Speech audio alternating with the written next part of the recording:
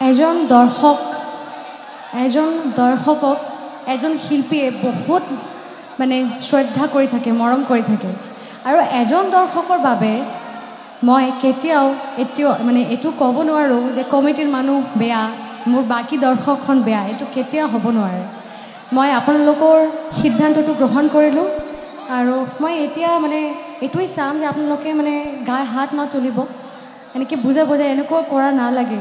Committee ইমান ডাঙৰ এটা প্ৰগ্ৰাম পাতি আছে, এনেকুৱা আপোনালোকে ইমান মৰম দি আছে, মাজৰ পৰা এজন তেতিয়াৰ পৰা বেয়া ইংগিত কৰি আছে, বহু সময়ৰ পৰা মই দেখি আছোঁ। মোৰ কেমেৰামেনক মই কৈছোঁ যে এইটো নজৰ ৰাখিবা তুমি, এই লৈ 4 বাৰ মই এইটো চালোঁ, তাৰপিছতে মই ক'লোঁ।